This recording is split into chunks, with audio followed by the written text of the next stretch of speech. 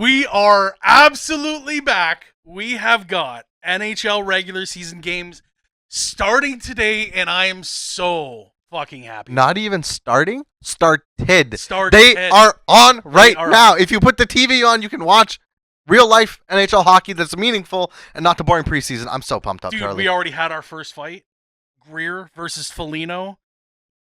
Greer scored, man. Are we going to get a Gordie Howe hat trick first game? Like, that'd be crazy. That would be awesome. That would be kind of cool. But, like, I literally have hair standing. I'm so fucking excited that hockey is back. I've tried to weather this storm with NFL and MLB, but hockey is back, baby. Let's go. I'm so pumped. Now, the thing I will say is, as fun as NHL's on today, the real season starts tomorrow because your Toronto Maple Leafs square off against my Montreal Canadiens at Scotiabank Arena. And Charlie bought us ticket. No, I'm kidding. I wish. That would be, wouldn't that, I'd just be like, yeah. What's under my chair? You made the joke and I just gave it to you and you're like, what the fuck? I would have lost my mind. I can't believe this happened. I would so call into work to go to that game. Oh, I would be like, I'm calling in for like 2 because I'm getting drunk. Yeah. Going, you need like, the day as soon after? as we win that game, we're going out to the road. Oh. Everybody's just going wild. You're out there just dejected, your head in your ass, crying.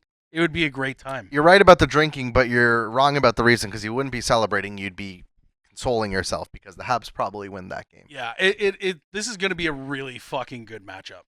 Like, I think, like, whenever Toronto plays Ottawa, like, it's a lock for Toronto to win that home opener. But when it's Montreal, dude, goddamn, like, that's how you start the fucking regular season. Well, and it's also like last year, it started with a 1-0 shutout.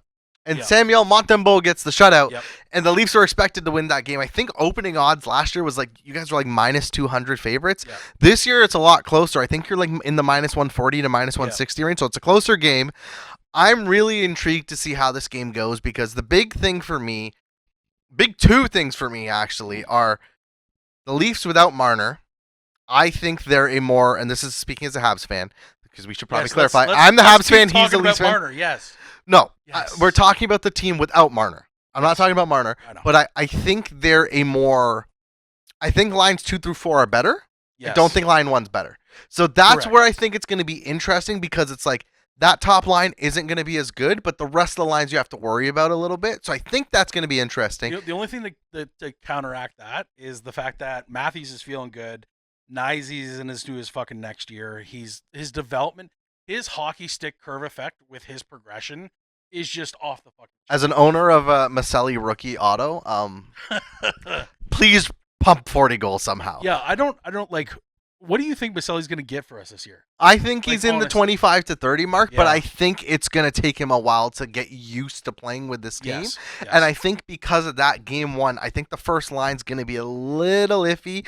I think your second line's going to be the best line. The Tavares, Nylander, and I don't know who plays on the second line with those two, but yeah, it's that's a tricky one because like I think they're going to be mixing up lines probably into the second period. Yeah. So, like, you'll go in there with your first looks, and then Burby's going to adapt. Yeah. So, like, is Domi going to go up on the first line? Is Maselli going to be there? I think there's going to be some tinkering just based on situational play. But, yes, like, I think it's the second, and I actually think it's going to be our third or fourth line that's going to win us the game. That's funny because I think it's none of our lines that are going to win us the game. I think it's our power play. Yeah. Because you got the Caulfield, Suzuki, Slafkovsky, I would Hudson. Say your power play is better than ours to start the season. To start the season. Right now they have Bolduc playing PP1, which is interesting, and Demidov on PP2. Habs fans watching this video will know that at the start of last year we were screaming, "Why is Lane Hudson on PP2? Put him on PP1." And 10 which games is in, the dumbest thing, which is going to get changed this year. But I think this year's version of that is going to be Demidov on PP2 and Bolduc on PP1, and they're going to flip that. Yep. And they'll have Slafkovsky as the front threat. You have Suzuki, Caulfield. I would put Slav in the front just like I have Tavares in the front. And then you have Hudson, Demidov, or eventually. I think and this is what gets me so excited. Is the last 3 years of season openers, it's like, I'm watching. Yeah, my team sucks. God damn it. Yep. I'm like so excited for this season. Like I'm pumped for the season opener. I'm excited for both of our teams. Like I and we've talked about this, and I think I've shocked a lot of people. Like I'm so fucking high up in the Habs right now. I think they're going to be the surprise in the East, like San Jose's the surprise in the West. Yeah.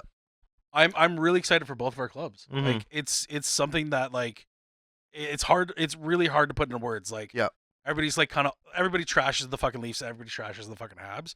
But I think both these clubs like are able to pretty much roll 4 line. Yeah. I think where we beat you out right now is goaltending and defense. Right? Your power play your power play kills us. And our PK, like we have amazing bottom 6 guys that could run the PK. You have great bottom 6 guys. Yeah. You have I will argue I will agree with your power goaltending. Play has to win games. I don't know if the defense is better. I think your defense is better defensively. Yeah, but Simon Benoit has arguably put himself into a position like if Riley isn't what everybody is saying he is now, where like he's looking faster, he's being more fluid out there, he's moving the puck, he's seeing great vision. Like if this isn't Riley's redemption year, like I actually see Benoit moving into that like second line on defense, like instead of being like 6-7 hole.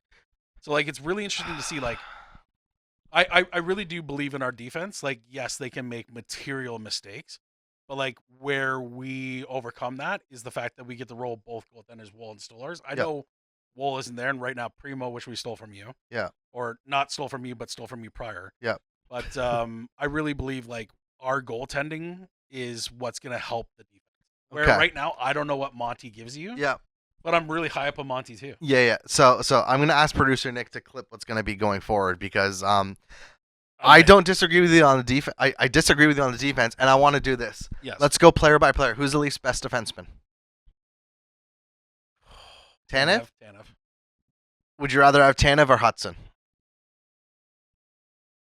Overall. I think you got to go Hudson. I don't. Chris Tanev is great defensively, but I think just Hudson on regular season, Tanev in the playoffs. So game 1 regular season tomorrow, you're taking. Tanev gets like 8 block shots. I don't disagree, but so you're Hudson. Like a game. So Hudson, who's the Leafs' second best? Riley? No. Who? No. Maybe OEL if he's moving the puck. So OEL or Noah Dobson? Dobson. Third one. Probably Riley. Yep. I think our third best is probably Caden Gooley. I'd give that one. I'd give that to Riley. I kind of call it a bit more of a draw because Gooley's. But see, you go to our next 4 defensemen, and I think we've got it. But we've already went through 3. So like no, we've gone through 2. Dobson and Hudson. Right. So then you got Gooley. Our next 4 beat. So you got. I don't know, man. This is where I think it's like I think. Dude, did you not see Simon Benoit in the playoffs last year? Oh yeah, he was fantastic. But Dude, like he was one of the best defensemen in the league in the playoffs. Yeah, he was like, good. Blocking shots, moving the puck, shooting, scoring, getting primary. Okay, he didn't get like 15 points. No, he got like 5 or 6 points. He got like over expected points by like a million. Like he wasn't even expected to get a point. Yeah, he's out there getting game-winning goals in overtime. Like and that's where like our bottom 4 defensemen. Yet, like, our guys stack up on our first defensive line stacks up against your team. I'd still give it to your team. Yeah. But when we're talking about the second and third pairing and then our goaltending, that's where we went out. If you look, you can't just look at defensemen 1-to-1. You have to look at 6-to-6. Yeah. And Toronto has the 6 over yours. I see. We can disagree on this, and I'm curious what the comments will say. It's the same thing with the goaltending. Goaltending, I give you though. Right. I give you. And then I don't know. I feel like our 6 offers more. And right your 6 is better defensively. I think our 6 is not as bad. Like they're bad defensively, but your defensemen are just so fucking quick. They're quick. I think that's where they can catch you guys. Right. But then once again, like we also have 4 stay-at-home defensemen that can shut down that rush. Yeah. Right. Play into the trap. Have that exit out of the defensive zone. Can clear out the front of the net. Where you guys lose out is clearing the net, right? If we crash the net, that's where you guys have a problem. If we're playing the umbrella, right, you guys have that all day because you're able to cover such great ground. Yeah. But our guys are 6'2" to 6'7", have great fucking sticks, block the majority of the fucking shots. Yeah. And then our rebound control, that's where we're winning games. Yeah, right. That's fair. That's fair. Montembeault, like once again, like I think that's probably his biggest knock right now is he does get lost in the net. And he's letting out a tremendous amount of rebounds. And he's not a great puck handling goaltender yet. Yeah. But he's 2 years in. Yeah. So like you can't count on him for that. Whereas like Stolarz is playing the puck all the time. Wall needs to improve on that. He did that last year in the playoffs. Yeah. You saw the progression there. But like that's where like I think actually our bottom 6 match up pretty good. Yeah. I still give the edge to Toronto a little bit, and I mean by a fraction. Yeah.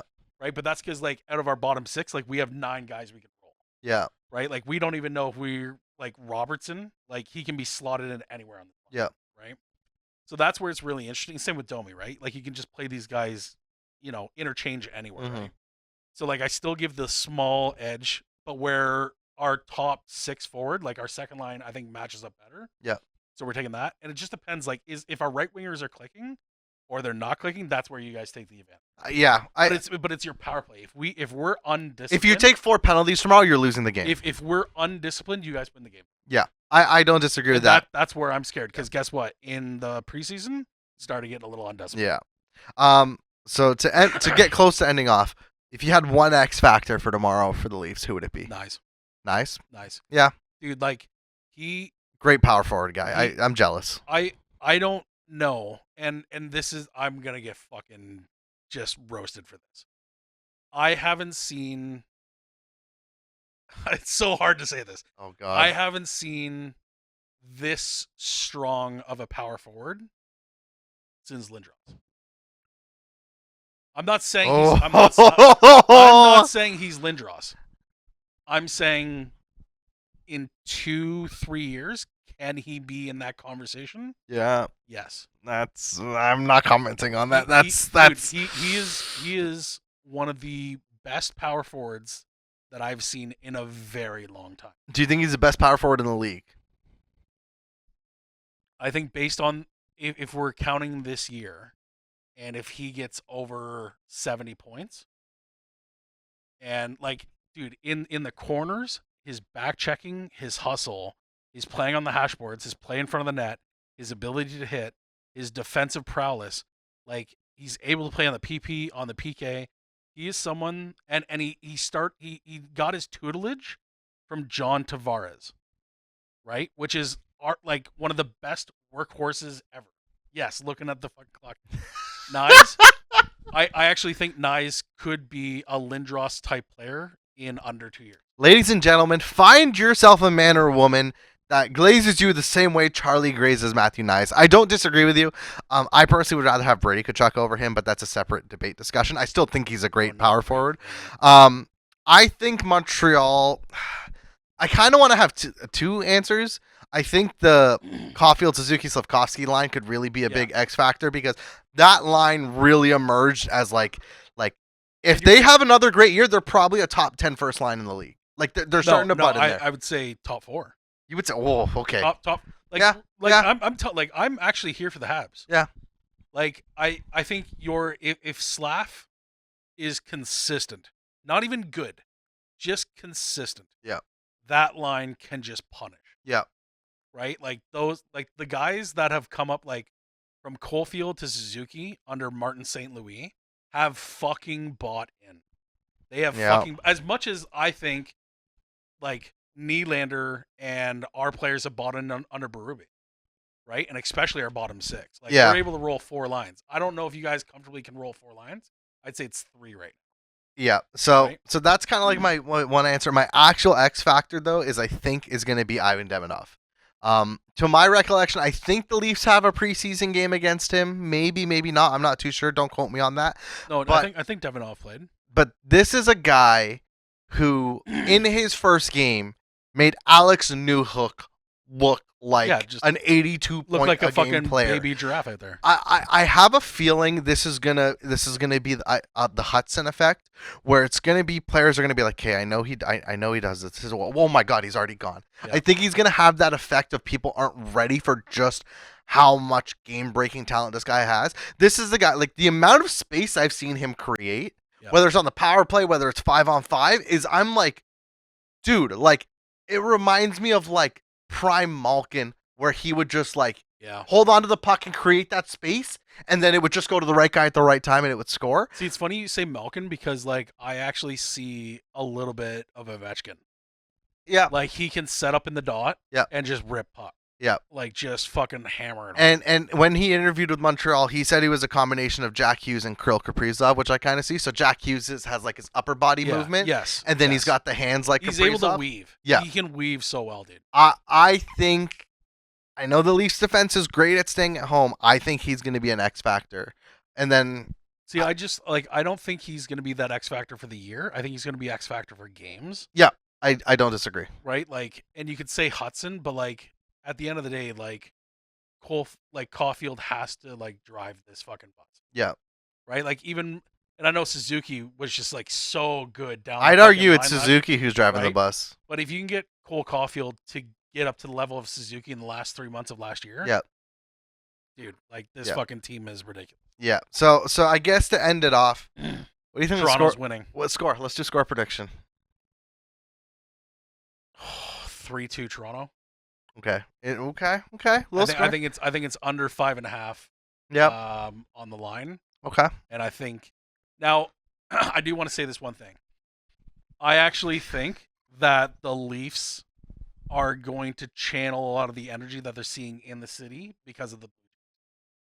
So that's a weird thing. But once the guys went there for game 2, saw what this team does, when that happens in your city and you have fans and you have your city and your country just going fucking wild right now, I think you actually can use a lot of that momentum and just what's happening culturally around you in that environment, I think actually transcends into your game.